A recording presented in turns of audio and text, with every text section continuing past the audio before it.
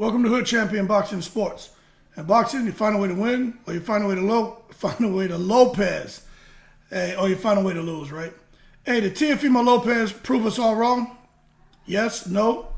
Hey, look, he silenced his doubters, I tell you that. And I'm going to be honest with you. I didn't think he had what it took to beat Josh Taylor. But that's the argument. Did he beat Josh Taylor, or did Josh Taylor beat himself? That's what a lot of people are talking about right now. I keep hearing it.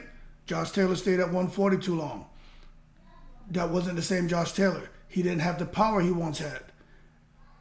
Kambosos was able to knock down Teofimo. Josh Taylor should have been able to. Something was wrong with Josh Taylor. He had low energy.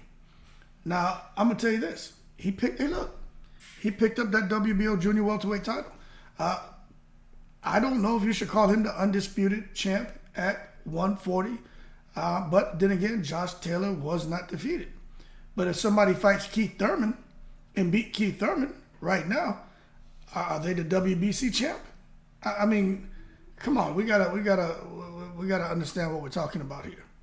But nonetheless, Teofimo Lopez is now talking about retirement. So obviously there's still some things going on, man. You know, there's still some things going on with him. But it's got to be a relief to Teofimo Lopez to finally get this fight over with. And also, he and his dad have been together for a while, and that seems to be the next fight, like he said, is trying to get some kind of custody of his child, because you look at all the pictures of Teofimo Lopez from him as a kid with his dad, and you can tell that that's killing him. You know what I'm saying? It's killing him that he doesn't have his child with him. But that being said, as far as him and Josh Taylor and what they were able to do, look, I think it was a very impressive performance by Teofimo. There were some points where it looked like he's going to be able to stop Taylor. But, you know, this could be a precursor of what we may see with Crawford and Spence, where you see two guys who are going at it. One gets hurt, but when you're at that elite level, you know how to survive. You know how not to get knocked out. And I think that's what Taylor was able to do, you know, not get knocked out. But Taylor just fought the wrong fight. He should have been boxing, should have been maintaining his distance and range, and not being so aggressive with Teofimo Lopez, who's the natural counterpuncher.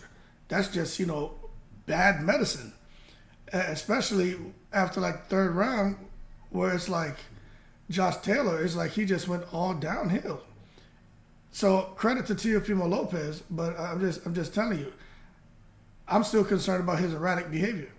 I'm still concerned about everything he has going on in his personal life. But we're going to see what he decides to do next. Teofimo Lopez was in there. It seems to me like, you know, they say some fighters need to have a rhythm. And Teofimo Lopez is one of those fighters, man. When he gets a rhythm going, and the buffoonery and tapping the Roy, doing all the Roy Jones craziness, you know, tapping your shoe and all that high stepping, it's like he kicks it into another gear. And he was able to show us last night that really the takeover was able to, the takeover took over and has taken over the 140-pound division. Now, for that reason, I got to question his sincerity of these retirement claims. You know what I'm saying? Especially after what happened with Taylor and what is out there for him right now if he chooses. I'll tell you what, people are taking him serious right now. I'll tell you that. People are taking him serious. This man's entered the ring as an underdog twice against those fighters seen at 135 and 140 as the bigger, stronger, pound for pound best in those divisions.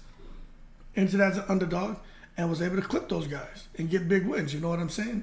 So that being said, we're going to see what happens. The fantastic effort was on point. But he still got to deal with the whole thing with the contentious divorce, the custody battle, and everything else, man. But you could say that propelled him to victory, is everything he has going on in his personal life. But I don't think he's going to retire. But for Josh Taylor, he definitely needs to figure out what he's going to do, because you can't come in the ring and look like that against Regis Prograis, against not even Devin Haney. Can't do that against not even Rolly Romero.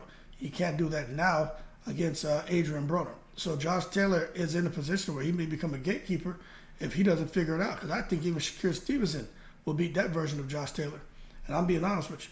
And I'm not trying to take anything away from Teofimo Lopez, but he was able to channel in to the turmoil in his personal life, the inner turmoil going on in his professional career, and get himself a victory, one of the biggest victories of his career, maybe the biggest, because he has so much going against him. But that being said, I'm still not sure if he proved us all wrong, yes or no, but he was able to get the job done. Let's see if Teofimo Lopez, see if Josh Taylor can come back and look great. Then we can say whether Teo is back or not, or he just caught Taylor at the right time, which is something I mentioned in other videos. That being said, more to come on Teofimo. See what the future holds for him, and let's see if he's going to fight a black fighter. Let's see if he fights a black fighter, and let's see what happens with Top Rank. That being said, y'all keep cool. Shout out to the veterans, all 7 continents. I'm in the breeze.